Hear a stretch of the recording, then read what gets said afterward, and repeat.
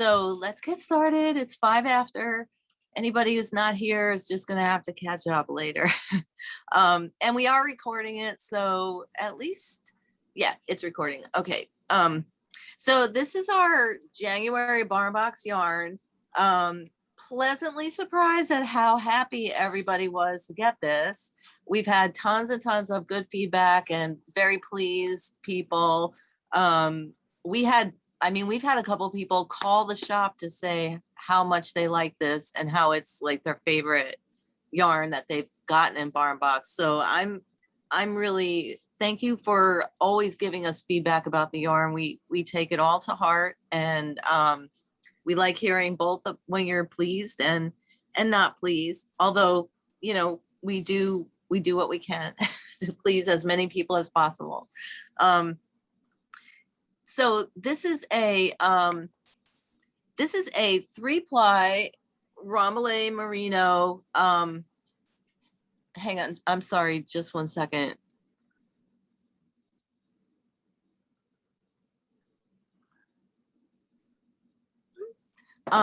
This is a 3-ply Romele Merino fiber yarn, and each ply, so it's a barber pole texture, visual texture. Each ply is a different shade of natural color. So they're not dyed. There's a light strand, a medium strand, and a dark strand, and this will give you that speckled appearance when it's knit up. The yarn is unwashed, which means if you just in the skein or in your cake tug on it a little bit, you'll see that there's no elasticity to it. It seems rather lax and almost stringy. Although when you knit with it, I didn't find it to be splitty at all. I didn't have a problem with my needle piercing the plies, or that I had to be super careful when I was knitting it to get all the plies into each stitch. So that's good. It may appear also a little dull and not fluffy at all. When this yarn, the fiber was scoured before processing and spinning, so the wool is clean, but the yarn after spinning, the skeins were not washed and blocked the way most of our yarns are. So it's really going to change a lot when you wash it, which is why I encourage people to make a swatch and wash it, just so you get an idea of how much. The row gauge on my swatches changed so much that where in the before swatch I could see distinct rows on the wrong side, like distinct purl rows. Once I washed my swatch and just laid it flat to dry, I couldn't even tell the rows apart anymore. So it's not like it felted, but I had to really concentrate to count my row gauge after my swatch was washed. So to the person who was just asking about, does it bloom? It blooms considerably, and the change, the transformation, the metamorphosis is stunning and pleasant and wonderful. The yarn becomes lots squishier, and where before washing there's no elasticity really in the strand, once you wash it, the bounciness of the strand and the elasticity increases quite a lot. So it does make a nice stretchy final yarn. And we'll talk a little bit more about the considerations and even challenges of working with a yarn like this in a project. But first I want to go, as usual, I want to tell you a little bit about Merino Wool and Merino Sheep, and how this yarn is distinct from other merino yarns. So Merino is a very old breed of sheep. It is a heritage breed, and it is naturally has a wide range of colors within its within the breed. So each sheep has pretty much the same color fleece. They don't really have spots the way some sheep do, but from one sheep to another, you can get any range of gray and brown and caramel and white. And the whites are, once washed, the white is a brilliant white. So it's the kind of wool that will take dye very well. And you can even over dye over the colors. So the sheep breed itself is thought to have originated in Morocco and herded by tribal people on the African continent, but mostly North Africa, probably Morocco. And then sometime during the 1100s, the 12th century, it was brought to Spain. So the breed traveled to Spain and became kind of the royal family agricultural branch took note of it and loved it and kind of began breeding it with a great degree of diligence. So they crossbred it with some Spanish sheep, but also I keep wanting to say propagated, but that's not the right that's not the right term, but we'll use it just because I can't think of the other word. So they propagated merinos and basically made all the rules about how merino would be cultivated, the husbandry of it, and the export or lack of export of the breed.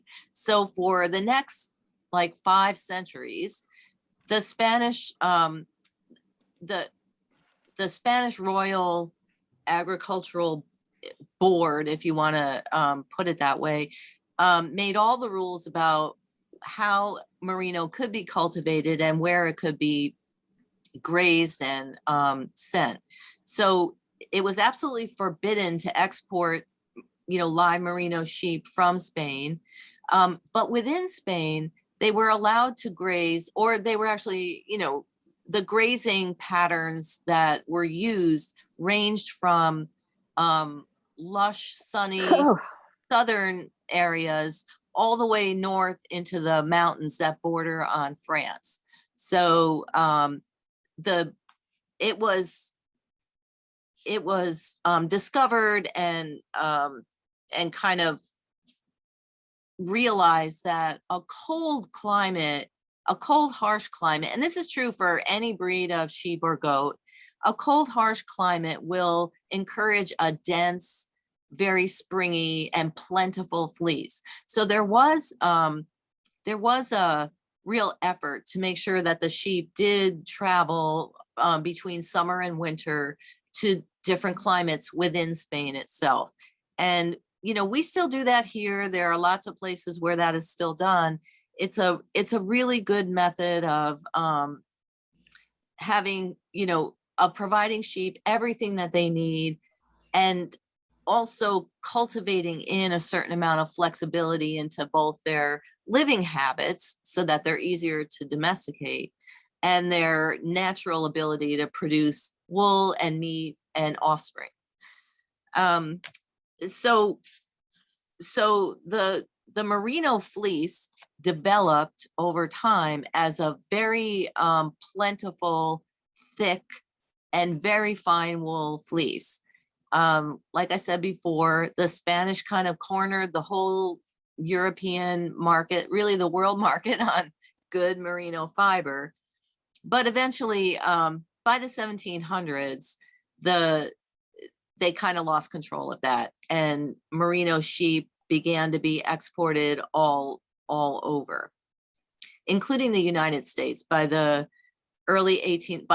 absolute beginning of the 1800s, we had merino sheep here that were brought here by delegates, really, political or ambassadors and delegates to France were bringing them home to the United States, because at that time, politicians and cabinet members and people high in the government still were agricultural people, Thomas Jefferson included. If you think about the grand estates, in the United States that they produced everything for the estate. So they produced meat and wool and cotton and all kinds of things. And so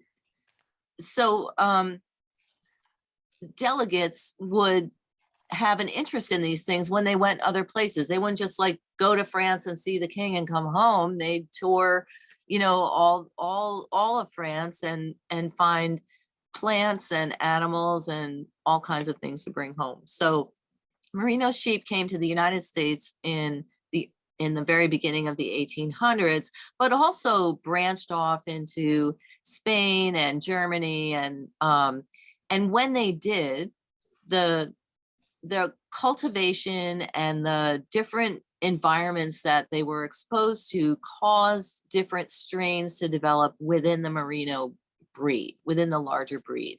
And so you have Saxon Merino and Rambouillet Merino and Pepin Merino, and there are several other strains that occur as like sub breed categories. This is Rambouillet Merino. The word Rambouillet really refers to a French strain of Merino sheep. It produces a very similar fiber to the original Merino breed. The fiber itself isn't really very different. The difference with the Rambouillet is that they are a larger sheep with a longer back and larger hindquarters. So they're more of a meat producing sheep as well.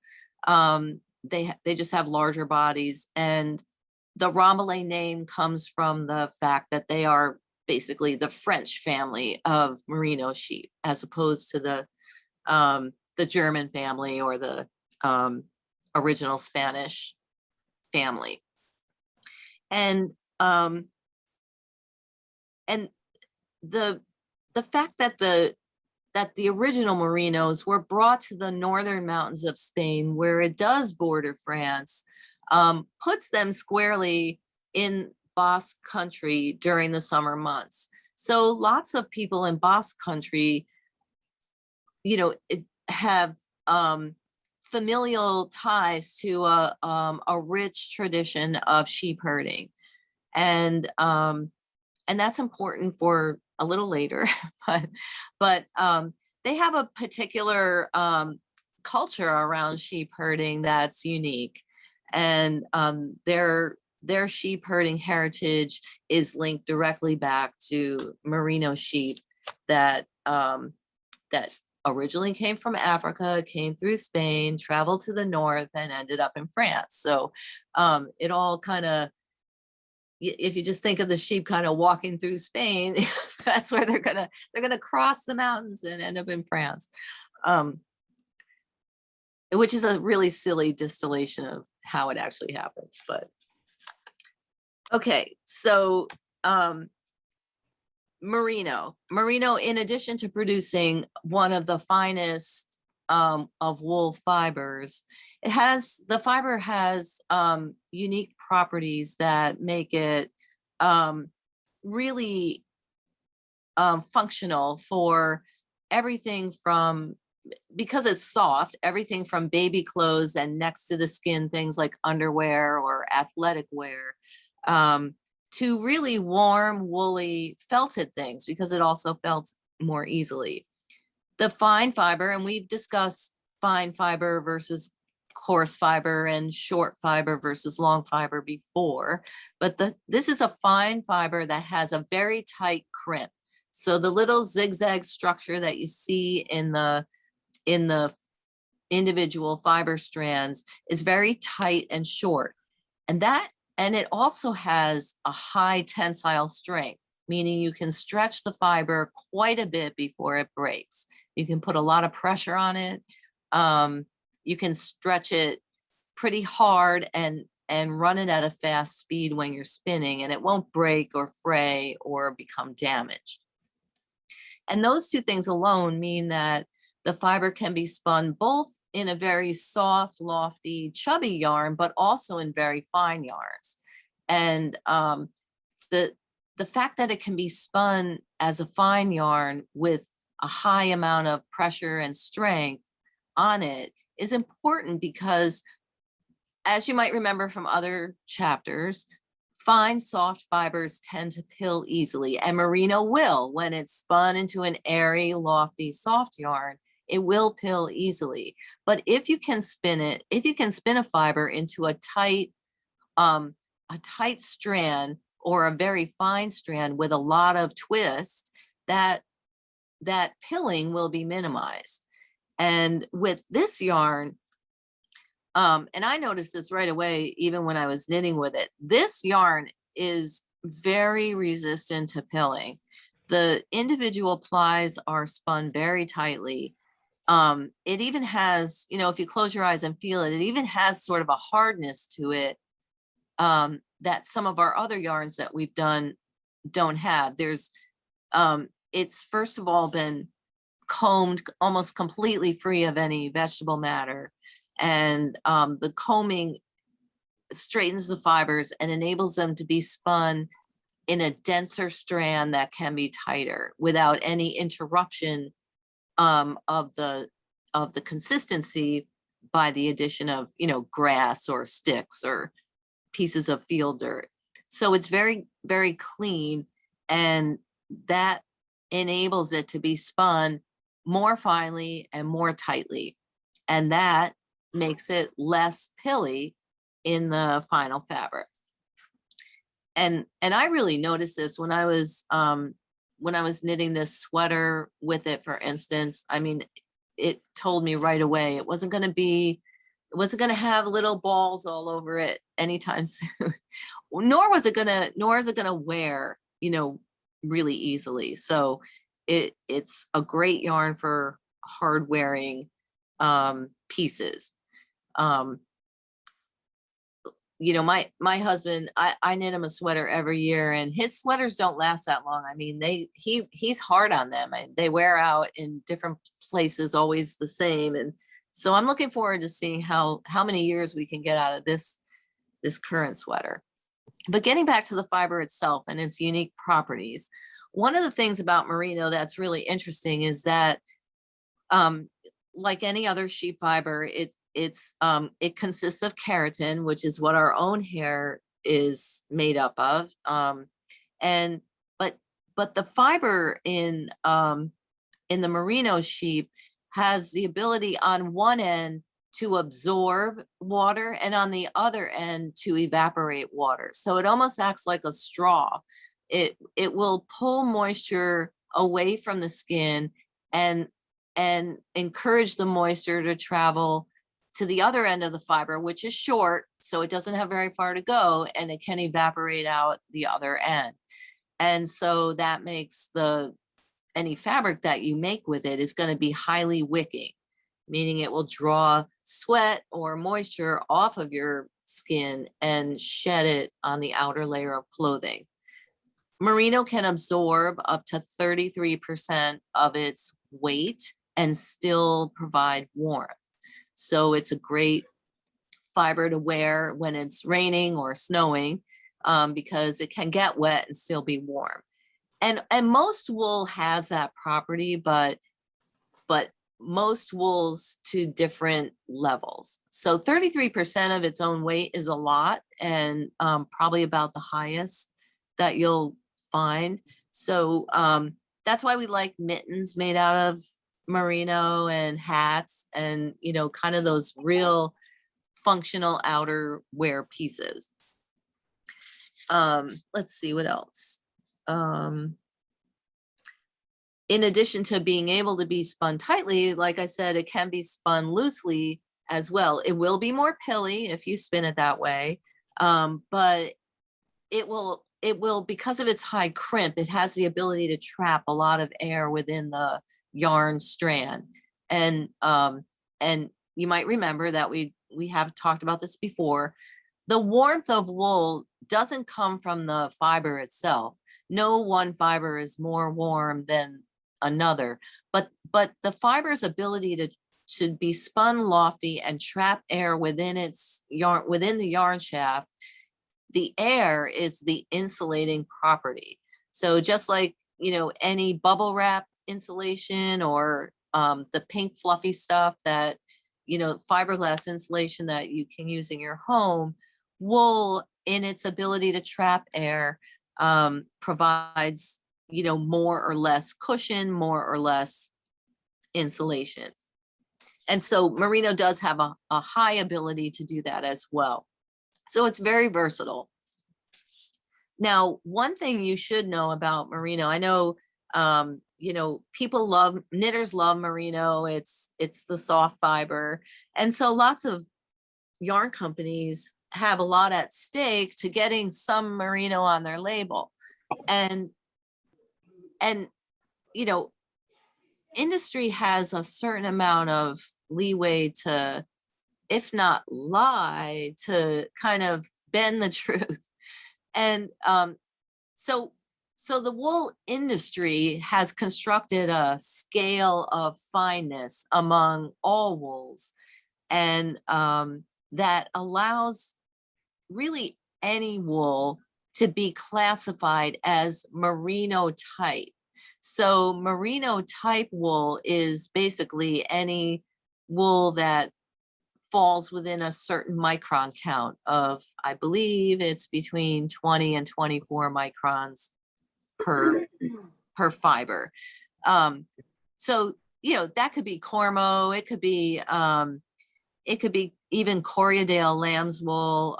It could be a lot of different actual animals produced, or merino crosses. It could, it could be from a flock of half merinos or quarter merinos.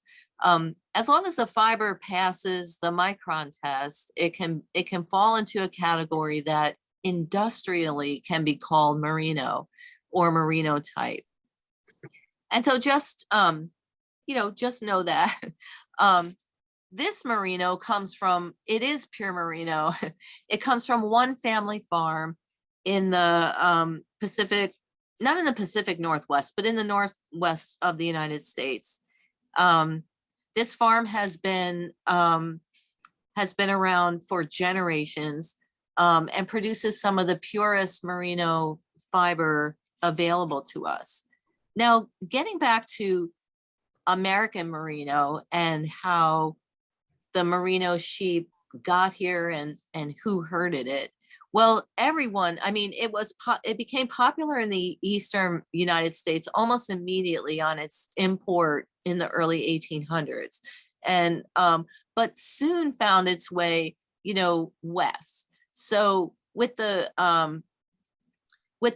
westward expansion and the gold rush and so many, and so much of the West being explored and discovered and colonized, the government was giving away basically land for free to people who wanted to create a stake of land, as long as they would maintain it. And one way of maintaining it was to get a whole bunch of sheep or cattle and raise them on that land so that they kept it trimmed of vegetation. They cultivated it by dropping manure everywhere so that it could become fertile eventually and produce its own food source for the animals. And so an industry of range ranching became a viable way of settling the West and of enticing people to go to the West. So it served this dual purpose. Sheep are easier to herd and to domesticate and to keep as a large scale agricultural animal. It's much easier to run sheep than to run cattle. They can basically, depending on the breed, and most ranchers choose carefully, they can breed off on the range and have their babies themselves, and they don't really need a lot of tending. Most ranchers bring in the animals once or twice a year and inoculate them, or just to count them even. Most ranchers don't even know really how many exactly they have. at any given time of the year. Getting back to the Basque sheep herders back on the edge of France and Spain, a lot of Basque people traveled to the United States during the gold rush period and were attracted to the West Coast and what was going on there to see if they could, make their fortune in the gold rush. Well, not very many people made their fortune in the gold rush. And once out there, a lot of people suffered from not having any other plan. But the Basque people that made their way out there, and there was as Basque people go, a pretty large contingent concentrated in this one area, saw the opportunity. They saw land, they saw animals that were easy to raise, and animals they were familiar with, and they spread out among the western coast and into the northwest and developed these ranches. And the ranch that our wool comes from is one of those. They've been in operation for 4 or 5 generations and have been raising Rambouillet Merino the whole time. So they are very much dedicated to maintaining the Basque tradition of sheep herding, which is kind of intrinsically, because it's so old and it predates modern fertilizers and feeds and husbandry. They're dedicated to, by kind of default of their culture, a more organic and healthy for the environment way of raising their sheep. And so we love that about it, of course. And even with the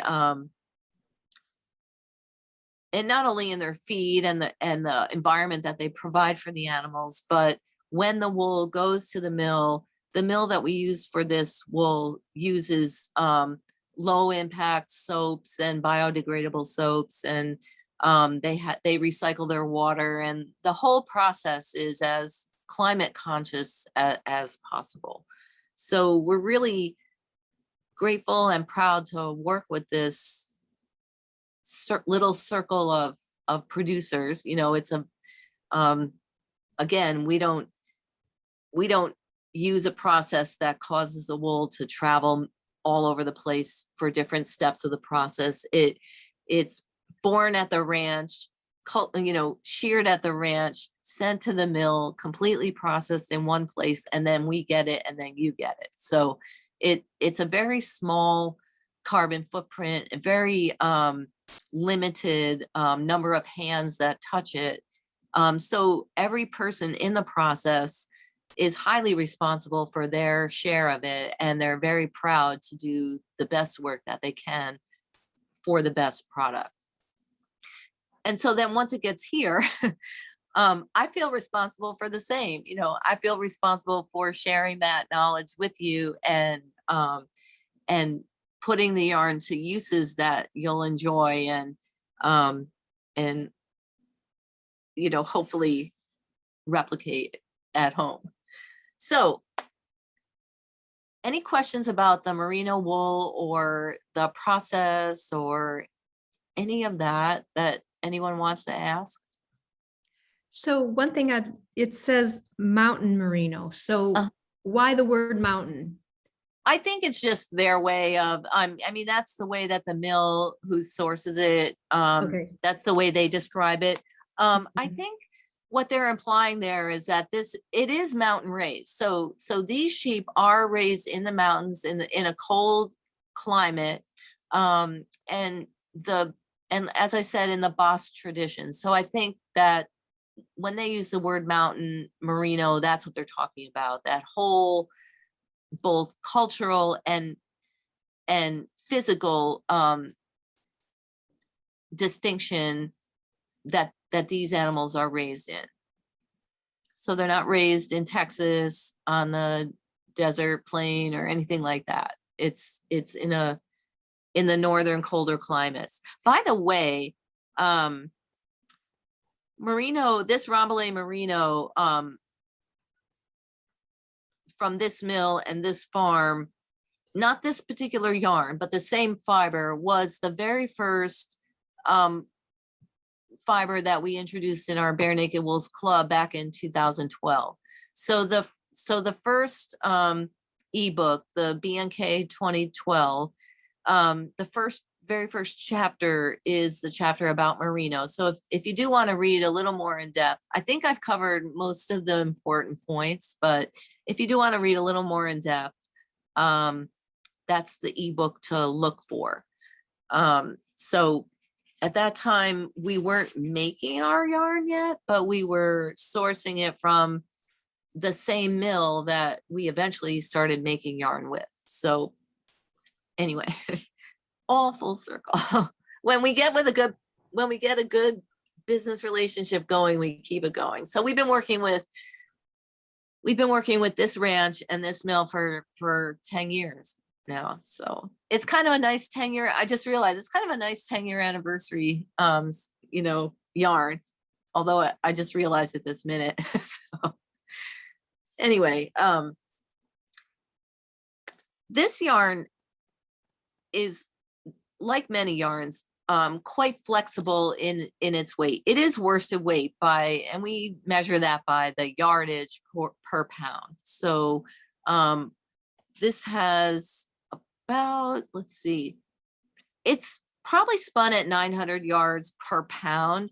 These skeins are 100 grams. So they're a little less than 4 ounces. They're 3.5 ounces, and it's got 210 yards. So it's heavier than our DK yarns, but slightly thinner and lighter than our other worsted weight yarns. That said, the bloom on it is phenomenal. It gets super chubby when it's washed. So I would say you could knit a nice sweater fabric on up to size 9 needles with this. But you can knit his home office sweater on size 7 or 8 needles and get a really nice, a little bit heavier fabric. So that's what I did with David's sweater here. This is the home office design. I did knit it in plain stockinette. So the little vertical pinstripes are missing from this, but the saddle shoulder styling and the ribbing, everything is everything else about the sizing is the same. Gorgeous, beautiful. Yeah. And It is so cuddly and soft. The washed fabric is pretty dense. I went with that with this because David needed a really warm sweater, and he works outside enough that this will be a great piece for him. And the fabric is so dense. It could be windproof. It will give you a lot of protection from wind, and even if he was wearing this without a coat, it would shed water to a certain extent, or at the very least, it would wick away. It might get, like, it feels wet, but it would wick that away quickly. So what gauge did you say you knitted that at? The home office sweater. So whatever, the gauge that's listed on the pattern. Okay.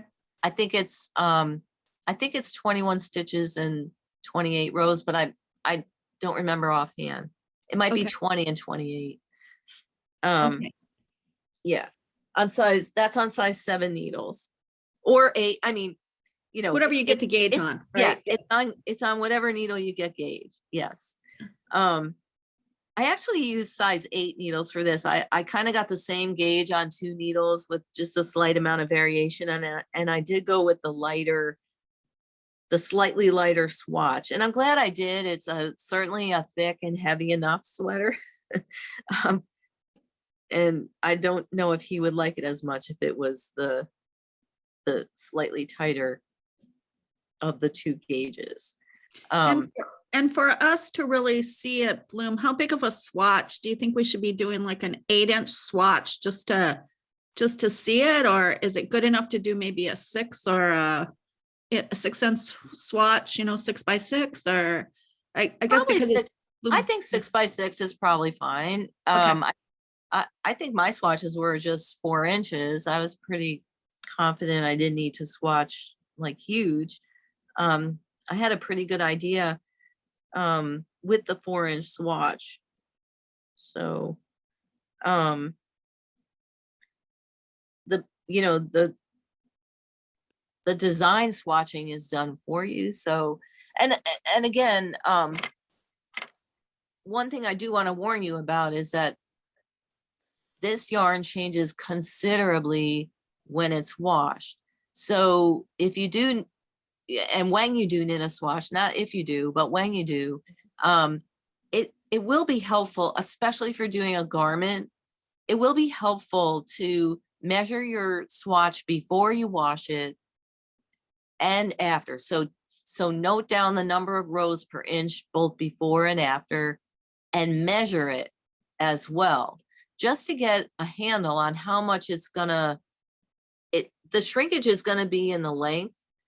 And you wanna really understand that.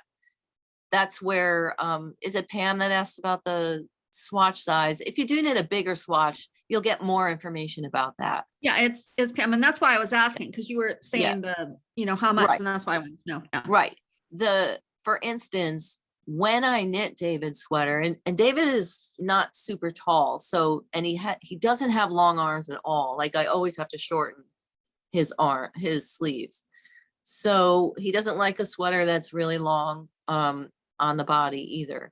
So when I was knitting this, it was pretty scary how many inches longer it was than intended, even though I had calculated diligently the number of rows and I was knitting by my row count. The sleeves and body were both like 5 inches longer than they needed to be when I was done knitting. Then when I steamed it, I scrunched up my pieces when I blocked it, and it all shrank up beautifully. Like it came out perfect. It fits them perfectly. In fact, the sleeves could even probably be like a 1/2 inch longer. But I can block those out, just to say, like, it can be a little disconcerting. As you're knitting, you can't go by your ruler to get like the distance from the hem to the underarm.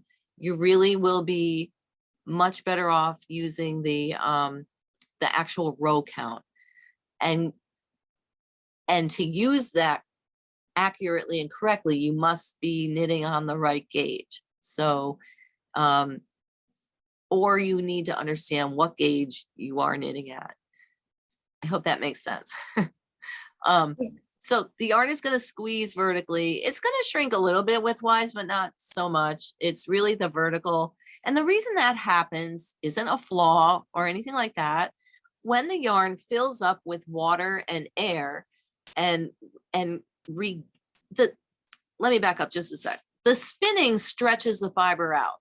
So it does stretch it out to the point where the elasticity is gone. And you can feel that in the skein yarn. There's no elasticity. Filling the fiber up with water and cleaning it of dirt is going to allow the natural elasticity to bounce back into the fiber.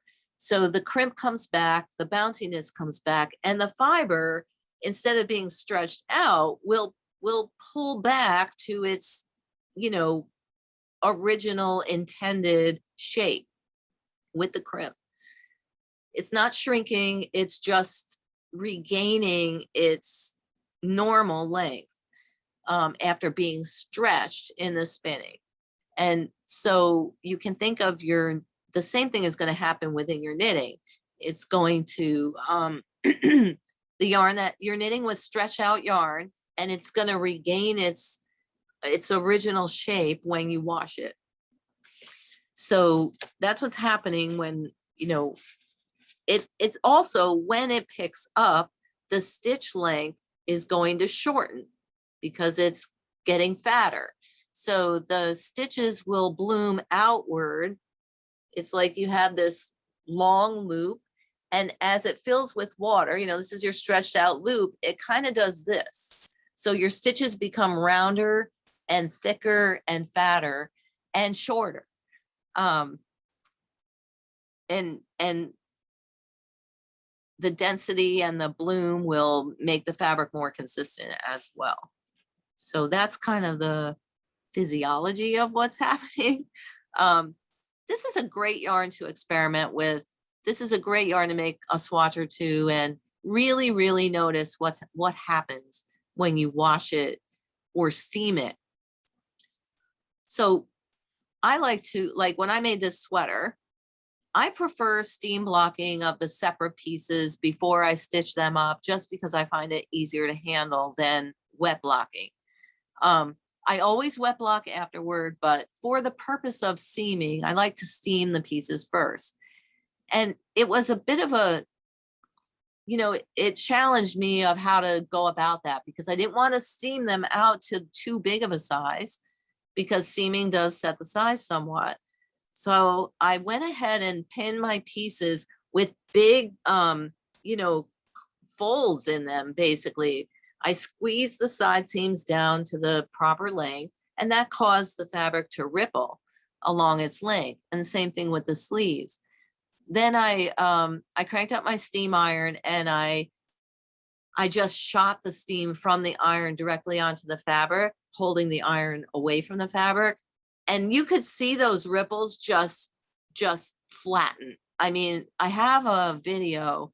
It was very dramatic, but the video doesn't really like translate the drama, but I'm going to hand the video off to Kaya so she can at least put it on YouTube, and those who want to look at it can.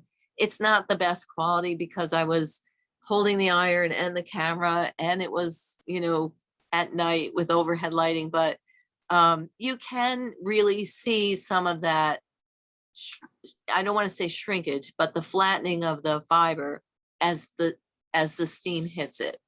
And that's so cool. Thank you for doing that. Sorry to interrupt you, but I can see how, if I hadn't thought about that, I might have had to block that sweater, wet block the sweater a couple of times to get it to completely bounce back to its real form, and then my product would be a different size every time I washed it. Yeah, the steam blocking really does help to set the size. Then when you wet block, it's a little bit easier to handle the whole garment. It's a little bit easier to get it to the size it's supposed to be, etc. When I wet blocked it was when it really bloomed fully. I mean, the water really, the soaking of the fiber really cleans it, and that enables it to bloom to its fullest. So, you know, wool fiber has a scaly outer surface, just like our own hair. And some wools are even kind of a cannula shape. And so they actually fill up with water like a straw. But all fibers, when they're plunged into, you know, warm, soapy water, the scales will bloom and fill up with water, and that will lift any remaining spinning oil off of it, any dust, any dirt, anything that's compacting the fiber after spinning. Because remember, it's been stretched and spun fairly tightly, and so there's some of that oil and dirt is twisted in pretty tightly. So you want to soak a yarn like this. Since it's natural, you can use very hot water, as hot as you can get it from the tap, and soap. Whatever you get from your tap is never going to be as hot as the water they use to scour it. So you never have to worry about that. As long as you don't agitate it or change the water temperature very suddenly or rub it, you'll be fine. Just let the garment soak in the hot soapy water. You may see a pretty dark tinge in the water after one washing. If that's the case, you might want to dump that water and wash it again, soak it again, just until it's fairly clear. It doesn't have to be perfect, but some of our yarns that are unwashed, like the Targhee, some of those are pretty dirty when they're washed. This one wasn't bad. I mean, the water was a slightly gold brown color. Not too bad. I did soak it twice just to be sure. And then you want to really rinse it well in clear till the water is clear. And then you can even splash a little white vinegar in the rinse water to brighten up, the fiber. That won't hurt it. Something like this sweater, which was very heavy when wet, it's really a good idea to then put it in a mesh bag and spin it out in the washing machine. But you can, if you don't want to try that, you can always roll it in a towel and squeeze as much water out as possible. It'll just take longer to dry. I mean, this sweater took several days to dry. It's very densely spun. And as it dries, I always, when I lay it out to dry, I shape it to the dimensions listed in the pattern for this size. And then I go back multiple times during the drying cycle, and I flip the garment over. I pick it up and give it a good shake to, aerate the fabric. You want to get as much air as possible in it. You can even stretch it out in both directions. And that's a lot easier with accessories than it is with a heavy sweater, but you can do that and then reshape it into the size it's supposed to be and let it dry some more.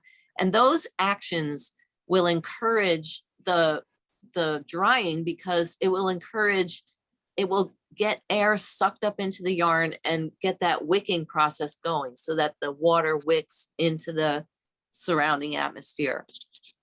Would you recommend potentially blocking the sweater pieces, or actually washing the sweater pieces before assembly?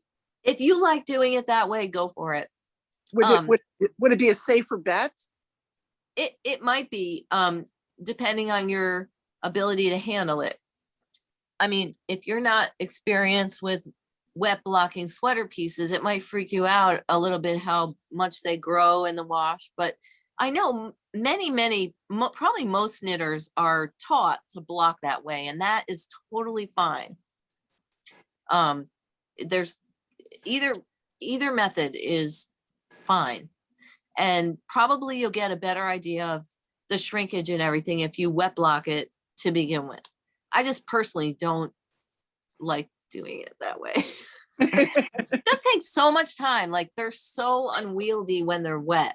They're like it's like eels, and shaping them into the right size just it's torturous to me. Plus you can't do one of my favorite things when they're wet, but let me just finish talking about the wet blocking. When you're wet blocking, you're still probably going to have to do the same thing where you scrunch the pieces up to the right size, and they are rippled, and as they dry, they shrink into the shape. I know I've done that with other yarns, not this yarn. Our hemp yarn and our linen yarn both require that type of wet blocking, where you're really having to squeeze the piece to the right size and allow it to shrink as it dries. One of the things I like about steam blocking is that I can steam out the pieces, and then I can steam out, for instance, the first sleeve, pin it out, steam it to shape. Then I can take the second sleeve and just pin it right on top and steam that one. And it's so much faster than doing them individually, and so much more accurate. You get two matching sleeves and a front and back that match. And if you wet block the pieces, I guess you could do it. I don't know if it would be practical, but and it would take a lot longer to dry. So I want to go on to other pieces that we have for this segment. The Creel mitts and cap set this is an older pattern. Again, one that I designed for David to wear. He's my muse, I guess, to a certain extent. So this is it's a ribbed hat with a basket weave hem, and that's the basket weave texture. I think, when you lay it in different light, you can see. This came out so good in this yarn. It's really warm, and Barb was also, she knit this, and when she knit it, she texted me, she's like, this is really long. And she was surprised how much it shortened when it was in the drying cycle. So that's a creel hat, and then it has matching mitts and a matching cowl. I believe you can make one, depending on which size you choose, you can make one item, the mitts, the hat, or the cowl with your single skein. If you want to make a set, you might need a second skein. And then the color work. These are the new designs. Let me grab them. I can't find the long version of the Horn of Plenty cowl. The Kaya swears it's here, and I can't find it in the shop anywhere. So I'm sorry about that. But the pictures show it to great effect. I was looking for something kind of flirty and fun to do with this yarn and not so rustic like the sweater and the creel. And after binge watching, I was binge watching during Christmas, Emily in Paris. I don't know if anybody has ever seen that, but it's a cute show. It's really cute. The clothes are phenomenal. I just didn't think I was going to like this show, and I ended up just watching every episode just to see what the clothes were going to be like. And it was kind of inspiring. There was a lot of contrast with like old clothes with new accessories, and high end with low end, and kind of mixing up genres and fabrics. And I really felt inspired by that to do something kind of cute with this yarn that would be unexpected. And so the first thing I thought of was just this little accessory scarf. It's just a little crisscross scarf. It's super easy to knit. It's just ribbing, really. And the ruffle is more ribbing that has decreases that make it, frilly. A few buttons and off you go. You can So use cute. any, yeah, it really is. And people love these crisscross scarves. I have a few of them in my catalog, and we hadn't had one in a while, so I thought it would be fun. You can literally use any leftover worsted or heavy DK yarn. I mean, I think this would be really great with lime green or bright blue or dark green or fuchsia pink. Some kind of neon color would be super cute and modern. And obviously the buttons, you can do anything you want with that. I used most of one skein. I do believe I had a little bit left over. And this is the small size. The pattern did end up with a tiny error, which I updated today. So if you are going to knit this, you might want to re-download the pattern. It's at the end of row 21 in the bottom hem, it says purl 5 and it should say purl 4. Thank you to the knitter who discovered that and let me know. So this is super cute and easy to make. It's a great gift. It's functional. It's nice and warm, and it's very soft for something that has to go right up around your neck. Again, though, when you're making this piece, it is a long, skinny piece. It's knit all in one piece. So the distance between the end of the ruffle and the beginning of the top ruffle is basically your how long you want it to be around your neck. Obviously, if you're knitting it with this yarn, it's got to be knit quite a bit longer than that so that when it shrinks, it fits correctly. And that's all stated in the pattern. So don't skip the pattern notes. Even though this is really easy to knit, you do want to read the notes about the shrinkage and everything.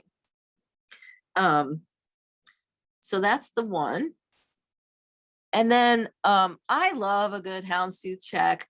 I love woolen woven fabrics of all kinds, twills and checks and ginghams and plaids especially are, from my years of men's tailoring, I just have a real addiction and affinity to all of those different weaves and the functionality of them and the tradition of using them.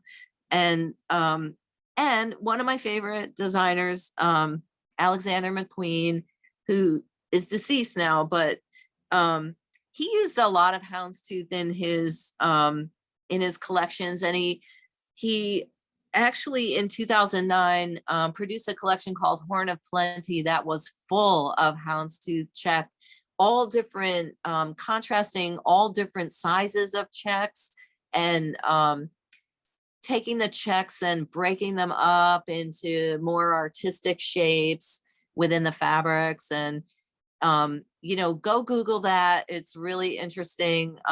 If you Google Horn of Alexander McQueen Horn of Plenty and then click on images, you'll see all of these fabulous clothes.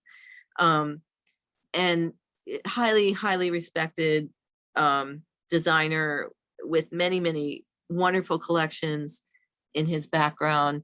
But that one is one of my favorites. And then last year, Beyonce pretty much broke the internet with her. She had acquired some vintage Alexander McQueen and in the houndstooth check, and she, I don't know, went to an event or something, top to toe in black and white houndstooth, and basically broke the internet for a while. So all of that is just really inspiring to me as a person who worked in the fashion business. So the Horn of Plenty cowl is kind of inspired by that.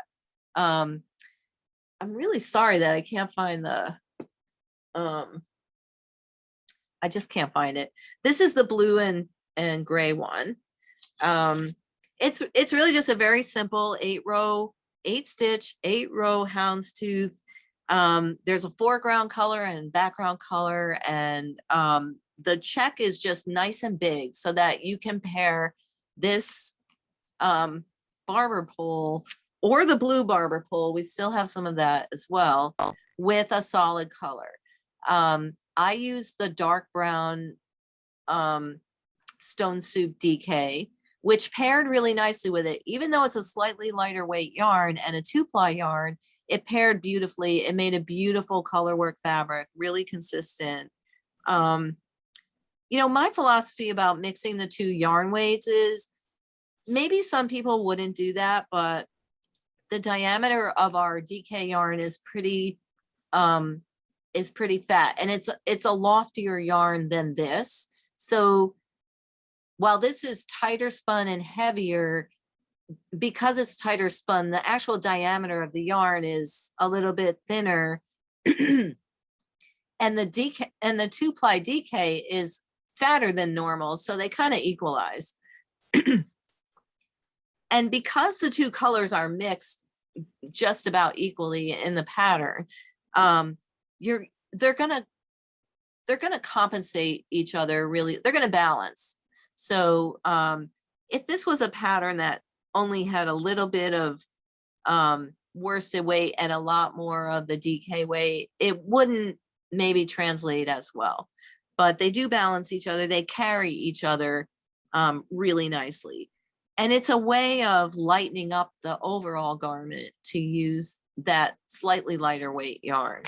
So this is a warm, thick cowl. It's wonderfully warm. Trust me, we photographed it in frigid temperatures. Seems like every time we have to do a photo shoot lately, it's like 10 degrees out.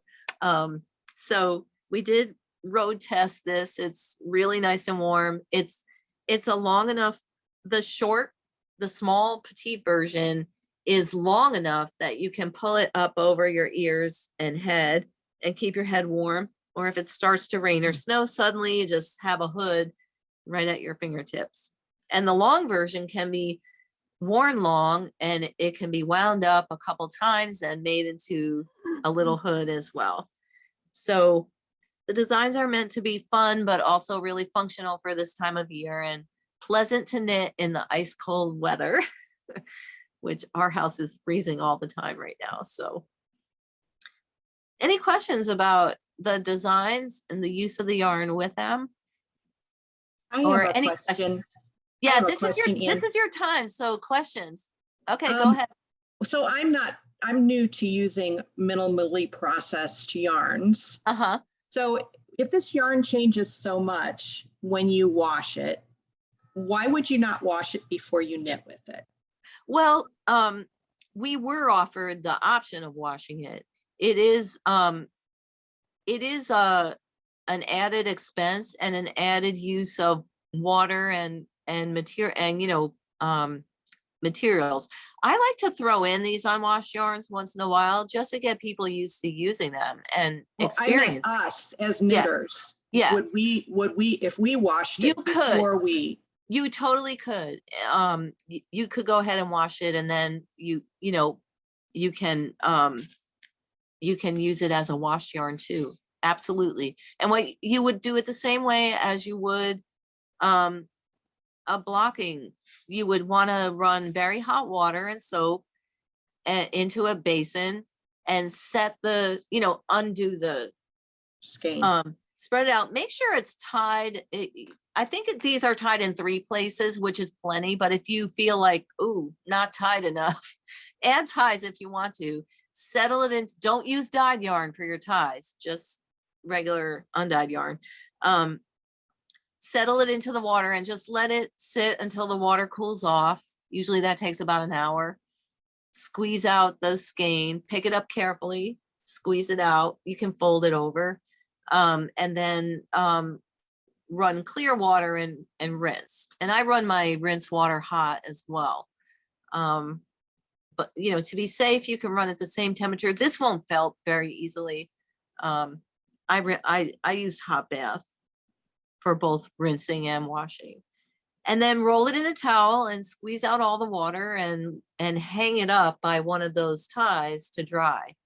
You might want to hang it though in your shower or something where it can drip dry, because it'll be hard to squeeze all the water out by hand. It will likely drip on you. So once it's dry enough that it's not actually dripping, you can even hang it up closer to a heat vent or a radiator, where it will dry a little more quickly. And you'll see that skein just puff up as it dries. It's pretty cool. So is it easier to knit with when it's unwashed, or wouldn't it minimize your shrinkage in your final garment if you wash it before you use it? It would, absolutely. And then when you swatch, you'll be swatching, for the washed gauge. So some yarns are easier to knit with when they're unwashed, because the spinning oil and the dirt that compacts the strand means that it doesn't get fuzzy when you knit with it. So when you knit with it and then rip out, it doesn't wear out the yarn. It doesn't catch on itself very easily. The stitches mold to your needles really easily. They don't have a tendency to run as easily. So it's really up to you. I mean, we do throw these in every once in a while. You could try it one way now and another way later. If you're just going to make the cheap frills, gauge isn't really that important, right? I mean, well, the row gauge is important. That might be an instance where you would want to wash the skein ahead of time, because getting that length right, you don't want that scarf to be too big and droopy, I don't think, and you don't want it to be too tight either. So Right. that might be an instance where washing it ahead of time would help you. Then you could just knit the neck strap to the length you want it to be within reason, and it wouldn't change as much when you wash it. Now, all yarn is going to change a little bit when you wash it, even pre-washed yarn, because when you handle yarn as you make your stitches, you are manipulating it out of shape. And so wet blocking is always recommended to get the yarn back to its the set shape that it's intended to be. But you're right, if you're nervous about how much it's going to shrink, you can go ahead and wash it ahead of time. Anybody else? So that brings up, like, if you were doing the houndstooth one, because you're combining it with another yarn, it could really change the pattern if it shrinks so much more than the other yarn, right? So Well- maybe that would be a good thing. Well, I didn't do that, but conversely, when you knit with it, it's going to have a looser gauge than the other yarn. So the gauge is going to be different when you knit with it, and when you wash it, it's going to be more similar. So when I knit this, the parts that were knit with the barber pole yarn were looser, and they did shrink more in the final fabric, but they match the solid color just fine, if that makes sense. So the solid color was knitting on gauge more closely from the get-go, and it shrank less. The mixed color was knitting way off gauge, but it shrank more. And so they both ended up the same gauge after washing. So if it bothers you that they're going to be different gauges while you're knitting, then yeah, washing it ahead of time might make you feel better. And if we didn't wash it ahead of time, I think what you're saying is I should definitely do a gauge swatch with just that wool and see what I get. And a gauge swatch with the other one, right? And then maybe a gauge swatch with both.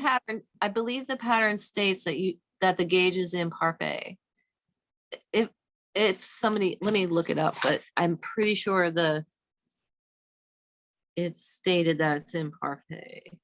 Okay, but just so that we know, I guess, that's a good test. If you were going to do a larger garment that had two different yarns in it, then you really need to know what you're getting ahead of time and what that looks like. Yeah. Right. If you swatch ahead of time and you're getting equal gauge in both yarns, then when you knit with it, you should get equal gauge after it's washed, despite the fact that they're not equal when you're knitting with it.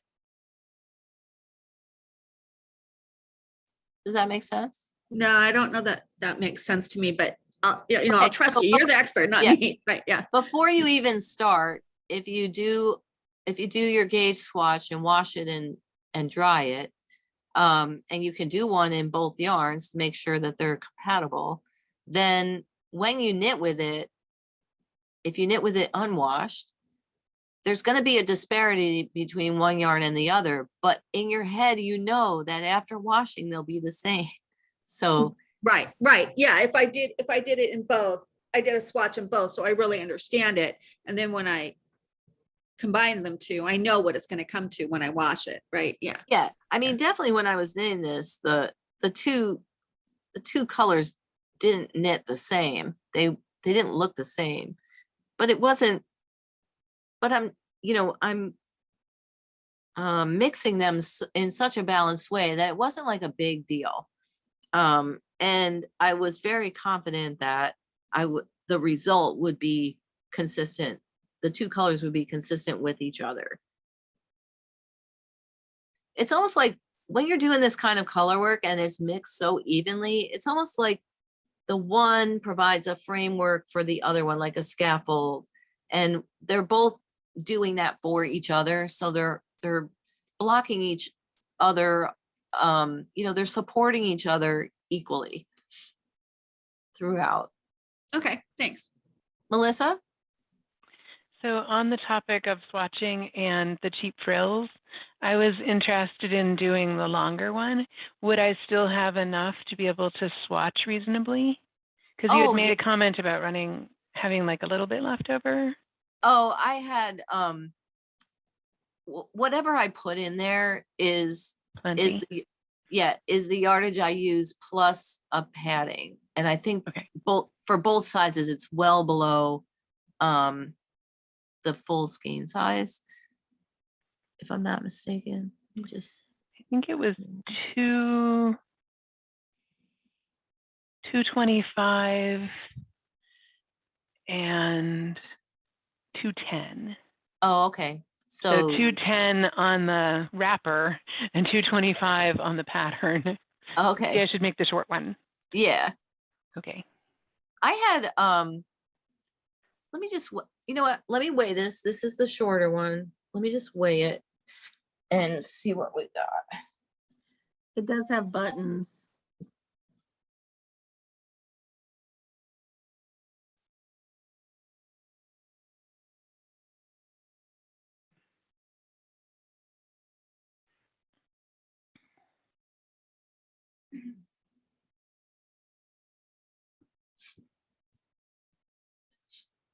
Yeah, I would say the yardages listed are accurate. So, Okay. So I'll do the smaller one so I don't run out. Okay, thanks. okay. Question, is there any biasing that occurs when you wash it? Because I know that it's when I, Not when I wash it, but when you knit it unwashed, there's going to be a slight amount of biasing. It wasn't that much. I was looking for that, but you can see this is hanging really straight. You know, I know this isn't like perfect example, but it doesn't really want to twirl in a tight circle. And the hat, the ribs on the hat are really straight. They're not torquing around. I think it would be really obvious if they were. Even on the stockinette. So whenever you're mixing knits and pearls, that's going to help defray any biasing anyway. But where you really would see it would be on the sweater, and it's totally not. It's got such a nice plumb line. It's got a great plumb line. The sleeves are not torquing. The seams are exactly where I put them. I'm not seeing that this is going to be a problem with this yarn. It's very balanced. It's meant to be balanced after washing. Now, when I knit it, there was a slight amount of biasing with the unwashed fabric in stockinette. It wasn't as much as I expected at all.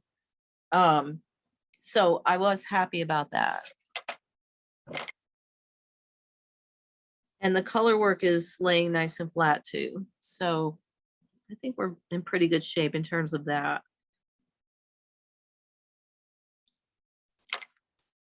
Anybody else have a question?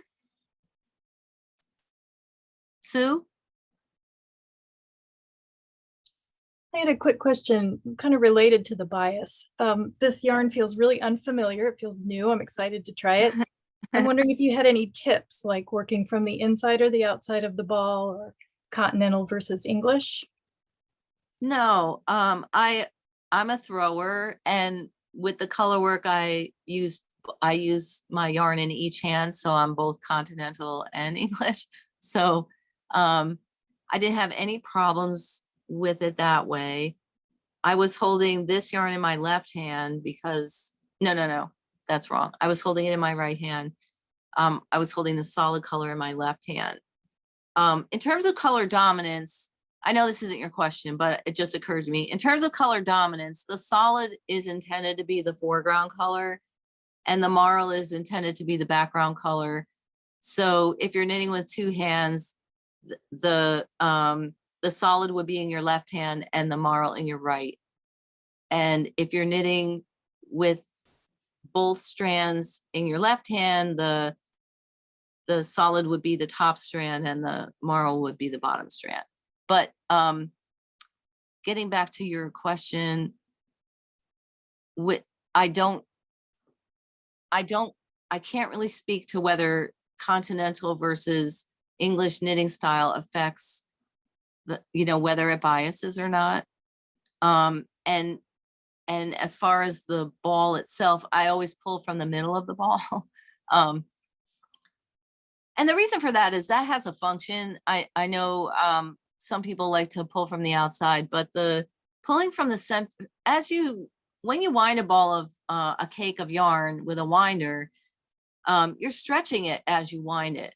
So the outside of the ball is going to be, you know, further stretched, more stretched, and more recently stretched. So when you pull from the middle, what you're doing is you're emptying out the middle of the cake first with the smallest amount of yarn that's in there. And that's allowing the rest of the ball some space to relax back in. So to counteract that stretching. So as you use your ball, you're allowing the outer layers of the cake to relax. And so it does serve a function. The center pull ball or center pull cake has a function. I know some people like to go from the outside, but I always find when I go from the outside that it ends up worming and, you know, so that's, you know, kinking. So I don't do that, but if that's your preference, I'm not against it either. Anybody else? And do you also do that with slippery yarns? Like, you know, sometimes the yarn is really slippery. Do you still pull from the center? Yep.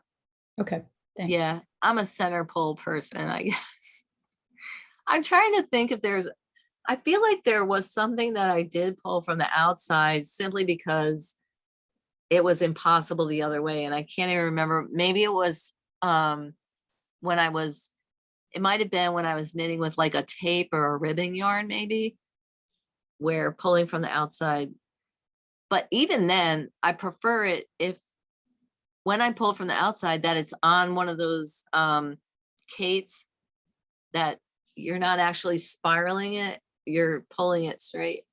So I don't know. Anybody else? Questions, concerns? I do have another question. You know, you had the red on the end of that one scarf. Could you double the fingering yarn from the Festivus yarn and use that? I think you could easily do that. Because I use the worsted Festivus. That was what I used. But if I doubled the fingering, it would probably be somewhat comfortable. It'd probably be fine. And I mean, in a way, the thicker the better, because you want that edge to be as riffly as possible. And so even if it's a little heavier, like a Aran weight or a slightly chunky weight, I think that's fine. What you don't want is something probably thinner, because it's going to be it might shrink up too much, you know, undo the ruffle. I'm really excited about this yarn. I've used merino a lot for felting, and so it's fun. And a while back I made a merino something or other that pilled real easily, so I'm excited to see that's in some ways more functional than the other thing I did. I'm excited about this. I think we're gonna end up, you know, bringing this in full time, you know, on a regular basis. It wasn't something we initially planned to do with this yarn, but the response to it has been so positive, and and after knitting multiple items with it, I am really impressed with it. So I do have another question. Are the colors dyed? They're not the natural sheep color? No, they are natural. You mean the brown, you mean the colors in this yarn? Yeah. Yeah, they're natural. Nice. That's really nice. The Rambouillet merino that this is 100% merino, but this is the same merino wool that's in the Stone Soup yarn. The Stone Soup is a blend of that merino and a bunch of other stuff, but it is the same merino from the same ranch. So it's brothers-in-law. So, or brothers in twist. I don't know. Cool. Yeah.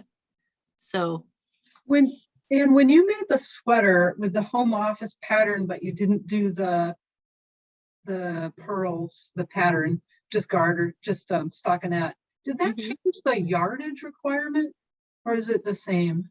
Oh, good question. I don't know. Wondering. Let me weigh the sweater and just give you a quick rundown of what the yardage is. Hang on.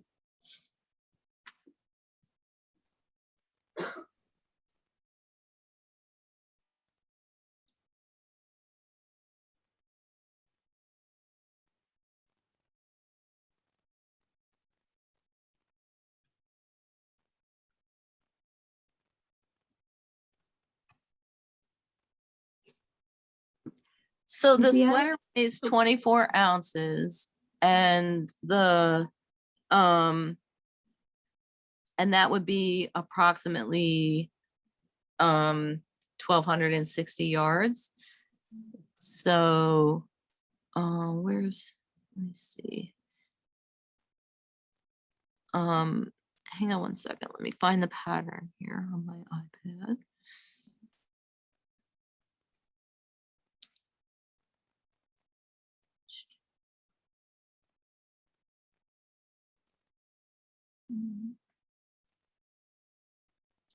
And for David's size, it's a lot less yardage, actually. That's I what mean, thought. the pattern calls for 1,655 yards. Mhm. And But you made it shorter in both yeah, length and arms. I did. I made the sleeves and body shorter.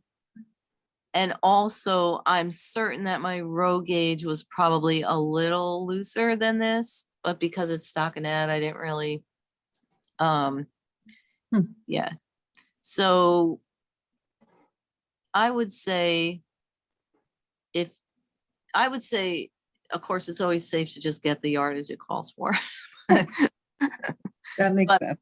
Yeah, but it looks like if I was making the normal length of sleeves and body, that I would use probably an additional skein. I know I used up all the yarn in 6 skeins. I had just like a few yards left over. So I would say I would have had to go into a 7th skein if I made the normal length. Thank you. That's helpful. Yeah. I wasn't really keen on the yarn when I got it in the box, and had Who's talking now? this is Karen. Hi, Karen. Sorry, we can't see you. That's why I just don't know who it is that's talking. The hat Karen. The Uh-huh. was not happy with it and was gonna grouse about it because I'm not really a fond of marls. As a spinner, I can make marls every day, all day long, because they're just easy. But have been very happy with it, and truly, in fact, I just ordered a sweater quantity, which the hand of it is just absolutely lovely. And It's really velvety. Yeah. it's just lovely, and it's not very splitty, and it's been a very easy knit. Yeah. And that it really shows cables. I was hesitant, again, this was my trial to see if I Yeah. really like the yarn. If I'm going to order 7 skeins of this, I want to make sure I like it first. Yeah.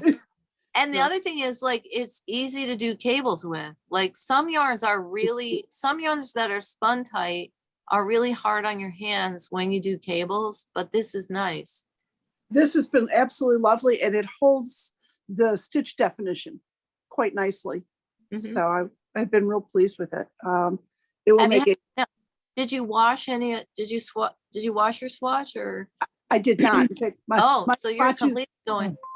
the swatch is the hat. Especially if it's just shrinking up shorter. Oh, you have a even more pleasant surprise ahead of you then. Yes. when you- And getting back to the person who asked about pre-washing the yarn, that brings up that if you're knitting something with cables, because you'll be knitting at a looser gauge and washing into a tighter gauge later, the cables will be easier to work with the unwashed yarn. And so, once you get some experience with it and kind of understand that, oh, this can happen, and it really just means that you need to swatch a little more when you're doing a bigger project. Swatch your cables, swatch your stockinette, make really good notes before and after, just so that you really understand what's happening with your yarn. But there can be really nice benefits of knitting with it unwashed. And just like with spinning, there are many spinners who prefer to spin their yarn unwashed, their fiber unwashed, because it does have certain there's a certain amount of control that you have. It's smoother. There are lots of reasons why people like that. And then when the yarn is all done, then wash off all the lanolin and grease and dirt, and you get this completely different, amazing thing after a bath. Anybody else? The cool thing about Barn Box is that you get this one skein, and you can play with it and learn through it. And that's the point of all this is for you to have experiences that you might not have in a yarn shop. You might bypass this in a yarn shop and be like, ah, blah, but now we're forcing it on you. But please know that we don't make these choices lightly or just grab at anything that's available to us. We really do consider that here and there it's useful to throw in something that's a real mind expander if you'll take the challenge of it, including colors that we choose or anything. So Sue? Did you alternate skeins for your sweater? No, I didn't find that necessary. Thanks. Cool. Anybody else?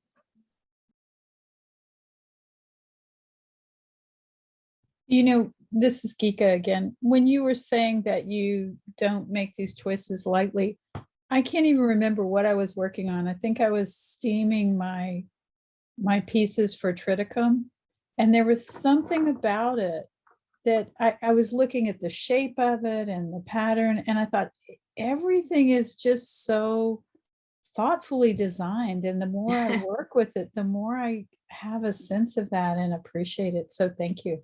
Yeah. I'm not saying other people don't do that, but while we do have a budget for Barn Box and to keep it affordable for everybody, we're always working within the parameters of the pricing and everything. We still work really hard to get cool yarns and different yarns and interesting things, and at the same time try to expand people's awareness of where all this comes from and what the process is to get it there, and what the cost is. So for instance, this yarn is available washed to us. It's $2 a skein more at cost to have it washed. So, and you wouldn't learn anything about it. So it is more within the budget to get it unwashed, but that's not why we did it. But it really is. I personally prefer them unwashed sometimes, and this is one especially. You can get washed merino anywhere. Like there's so much merino yarn out there of you can get this washed, but getting it unwashed is a real treasure. It's really different. So that was a conscious decision on our part. And also just FYI, if they're going to wash it for $2 a skein and you're going to knit it and wash it again, then why not just knit it and wash it and have the richness of that experience be one of the Barn Box, lessons. So anyway. And the more you learn about the fiber that you're working with, the more you learn about why things do what they do, right? Like Yeah. I've been knitting for a really long time. I don't tell my friends at work that I've been knitting for 45 years, right? But I've been knitting since I was a kid, and I didn't know anything. I just knew how to wrap the stuff around the needles, right? My grandmother didn't know anything. She taught me how to knit. She didn't know anything about the yarn. I've learned so much in 2 years, and it's really changed my quality of work. It's changed what I knit. It's changed how I knit.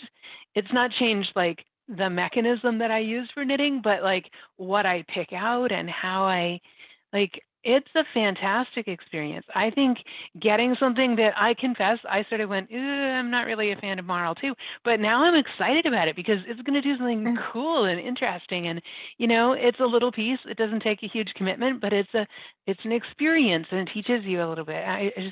I really value that. That's why I keep coming all the time. I'm like really faithful because Yeah, knowledge is empowering. It's it raises your self-esteem to have confidence in your materials and to know that and to have projects work out correctly. That's really good for all of us. And it also puts our focus on in its proper place. You know, it's not something to like spin about. It's just something to find out about and work toward a solution. And, you know, understanding, it's one thing to have like, you know, big congressional bills about climate change if people don't know what all that means. But it's another thing to be working with things that are directly affected by climate, that are directly affected by the changes in our environment, and to understand where we start, what we start with, and where we might end up if we don't take care of it all, you know. So there are many, many goals encompassed in Barn Box, but and our yarn lines, but that's just one of them. But it's all very empowering for you. So anyway. Plus, I get to see really nice, happy faces every week, which is nice. Exactly, I know. And then you get to see all the projects coming out of it. It's really wonderful. So I appreciate you all so much, and I'm just really glad that we can do this every once in a while. So anybody else have a question or something they want to say before we end? It's been a nice long Barn Box today. Good thing for a snowy day. All right, well, I will see some of you on Wednesday, and the rest of you I'll see in a couple months, I guess, or on Ravelry. Thank you, Anne. Oh, you're very welcome. Thank you, Anne. It's a privilege. Bye. Bye, Anne. Bye.